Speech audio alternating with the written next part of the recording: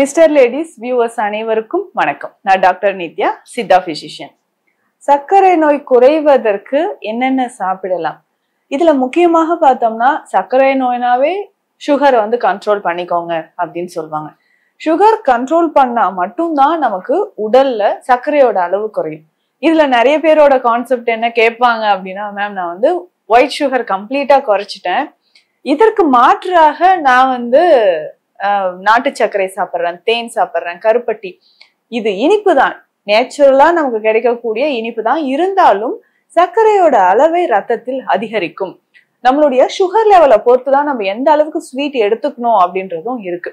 So சுகருக்கு ஆப்போசிட்டா இருக்கக்கூடிய சுவைகள் அதை நம்ம அதிகமா எடுத்துக்கணும். என்னென்ன சுவைகள் அப்படின்னு பார்த்தோம்னா, துவர்ப்பு, அடுத்ததாக கசப்பு, அடுத்தது கார்ப்பு. இந்த மூன்று சுவையும் நம்ம எடுக்கும்போது சுகர் லெவல் நமக்கு கண்ட்ரோல் ஆகும்.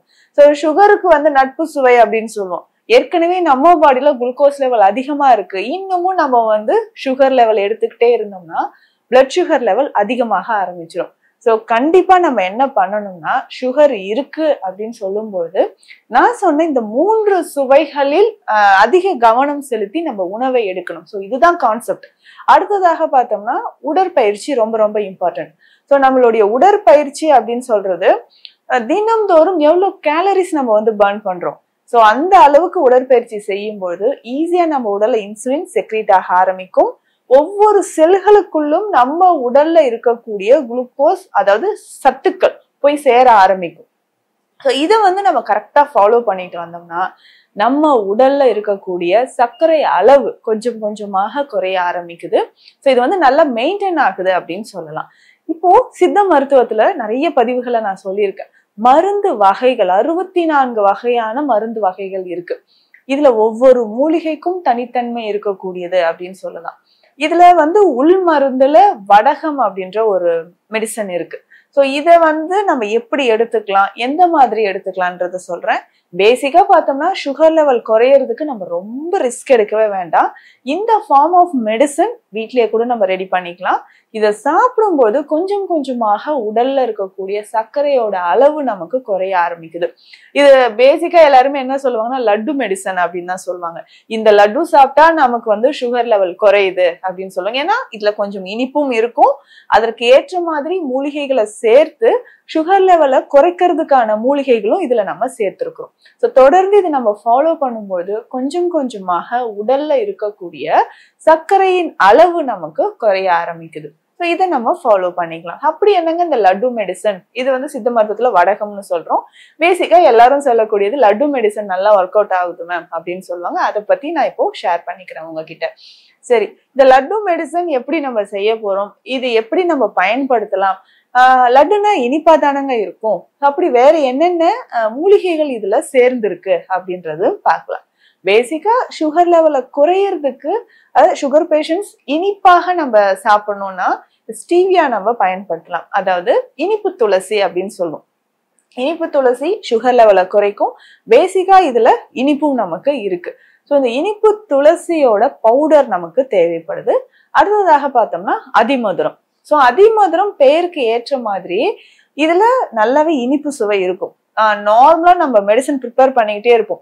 ஸோ அதிமதுரம் பொடி பாவனை செய்து நம்ம எடுத்து வச்சிருப்போம். இதை சுத்தி செய்து பாவனை செய்து எடுத்து வச்சிருக்கிற அதிமதுரம் மெடிசன் செய்யும் போது எடுத்து நம்ம கொட்டுறோம்னா அந்த ஸ்மெல்லே பார்த்தோம்னா உள்நாக்கு வரைக்கும் நமக்கு இனிக்கிற மாதிரி இருக்கும். ஸோ சுவாசிக்கும் போது இனிப்பு நமக்கு தொண்டையில தெரியும். அந்த அளவுக்கு பேரே மதுரம்னு வச்சிருக்காங்க. ஸோ அதிமதுரம் சுகர் லெவலை குறைக்கும். சுவைதான் இனிப்பே தவிர நம்ம உடல்ல சுகர் லெவலையும் இது குறைக்கக்கூடியது. இப்போ இனிப்பு துளசி நமக்கு ஒரு 100 கிராம் எடுத்து வச்சிருக்கிறோம்னா அதிமதுரம் 30 கிராம் எடுத்து வைக்கணும். அதுக்கப்புறம் பார்த்தோம்னா தாலிசாதி அப்படின்னு சொல்ற மூலிகை.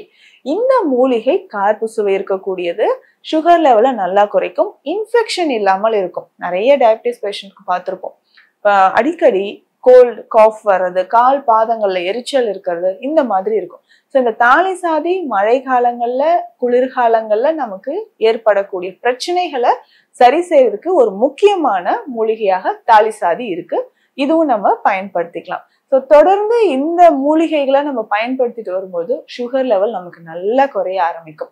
அடுத்ததாக பார்த்தோம்னா நார்ச்சத்து, ஃபைபர் கண்டென்ட், அமினோ ஆசிட்ஸ் நிறைந்திருக்கக்கூடிய ஓமம், அதுலயும் குரசாணி ஓமம் பயன்படுத்துங்க. இது ரொம்ப ரொம்ப சிறந்தது. ஸோ நம்ம மெடிசனா எடுக்கும்போது குரசாணி ஓமம் தான் பயன்படுத்துறோம். ஸோ இதை நம்ம எடுத்துக்கலாம். குரசாணி ஓமம் எந்த அளவுக்குன்னா 40 கிராம். ஸோ 40 கிராம் அளவுக்கு எடுக்கணும். சுக்கு 40 கிராம், ஏலக்காய் 40 கிராம் எடுக்கணும். ஸோ இந்த மூலிகை பொடிகளாக நம்ம எடுத்து வச்சுக்கணும். ஸோ இதை நம்ம எப்படி லட்டு மாதிரி பயன்படுத்த போறோம், அதாவது வடகமாக பயன்படுத்த போறோம் அப்படின்றத பார்க்கலாம்.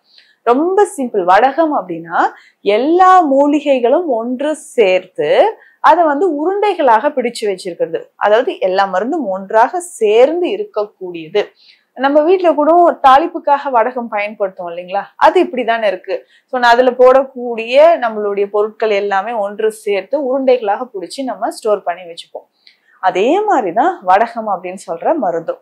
இந்த மூலிகைகள் எல்லாமே ஒன்று சேர்த்து பவுடர் ஃபார்ம்ல நம்ம எடுத்து வச்சுக்கணும். இதுல நம்ம என்ன பண்ண போறோம்னா கல்வம்னா அரைக்கிறதுக்கு, சித்த மருத்துவத்துல அரைக்கிறதுக்காக பயன்படுத்தக்கூடியது. ஸோ நம்ம வீட்டுல அம்மியில கூட இதை அரைச்சிக்கலாம், தேவையான அளவுக்கு அரைச்சிக்கலாம். ஸோ இதை நம்ம கொஞ்சம் எலுமிச்சை சாறு விடணும், கற்றாழை சாறு விடணும். எலுமிச்சை சாறு விட்டு ஒரு அரை மணி நேரம் அரைக்கணும். ஸோ அரைச்சிக்கிட்டே இருக்கணும்.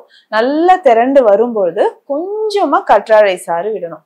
ஸோ கற்றாழை சாறு விட்டு ஒரு அரை மணி நேரம் அரைக்கணும். இவ்வளோ நேரம் அரைக்கணுமா அப்படின்னு கேட்டீங்கன்னா, ஸோ சித்த மருத்துவத்தோட சிறப்பே அதுதான். ஒவ்வொரு மூலிகையும் எவ்வளவு நேரம் நம்ம அரைக்கணும். சிலது நாட்கணக்குல கூட நம்ம அரைச்சிக்கிட்டே இருக்கும். பெருமருந்துகள் எல்லாமே பார்த்தோம்னா சில சாறு வகைகள் விட்டு இத்தனை சாமம் அரைக்கணும், இத்தனை நாள் அரைக்கணும் அப்படின்ற அளவெல்லாம் இருக்கு. அப்பதானே நம்மளுடைய நோயை போக்கக்கூடியது. ஸோ அந்த அளவுக்கு நம்ம அரைக்கும் பொழுது உடல்ல நல்ல ஒரு மாற்றம் நமக்கு கிடைக்கும். ஸோ நல்லா அரைச்சிக்கிட்டே வரும்பொழுது திரண்டு வரும். கையில உருண்டைகளாக உருட்டக்கூடிய பக்குவத்துல வரும்.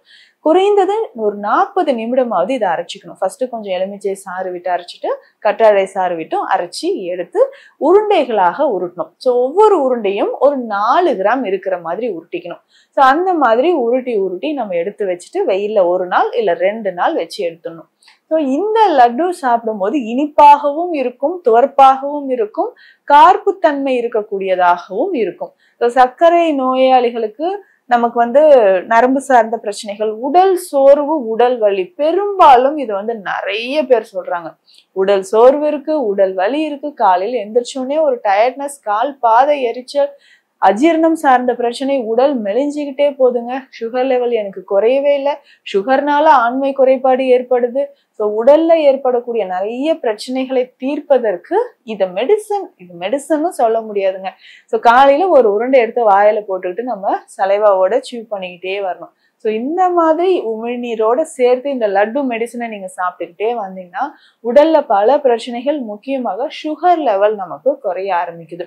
ஏன்னா இது சாப்பிடும்போது ஒரு மெடிசன் அப்படின்ற ஒரு உணர்வே வராது. ஜென்ரலா நம்ம ஓகே பசிக்காக நம்ம சாப்பிடணும். இது குழந்தைகளுக்கு கூட கொடுக்கலாம். பசி எடுக்கும் போது கூட இதை நம்ம பயன்படுத்தலாம். வயதானவர்களுக்கு சுகர் மட்டும் இல்ல, பிபி, கொலஸ்ட்ரால் குறைவதற்கும் இதை நம்ம பயன்படுத்திட்டு வரலாம். எங்கேயாவது டிராவலிங்ல இருக்கிறோம், வாய் ஒரு மாதிரி கசப்பா இருக்குங்க, வாமிட்டிங் சென்சேஷன் இருக்கு அப்படின்னாலும் இதை நம்ம பயன்படுத்தலாம். ஸோ சித்த மருத்துவத்தில் நிறைய மருந்து வகைகள் இருக்கு. ஒவ்வொன்றும் நம்ம எளிமையாக எப்படி பயன்படுத்தலாம் அப்படின்ற மாதிரியும் இருக்கு. இல்ல வீரியமான மருந்தாக மாற்றலாம் எப்படின்றதும் சித்த மருத்துவத்துல சொல்லியிருக்காங்க. இந்த பதிவுல உங்களுக்கு நான் சொல்லியிருக்கக்கூடிய இந்த லட்டு மெடிசன் கண்டிப்பா யூஸ்ஃபுல்லா இருக்கும். நீங்க வீட்லயே ட்ரை பண்ணி பாருங்க, நல்ல மாற்றம் தெரியும். மீண்டும் அடுத்த பதிவில் சந்திக்கலாம். நன்றி.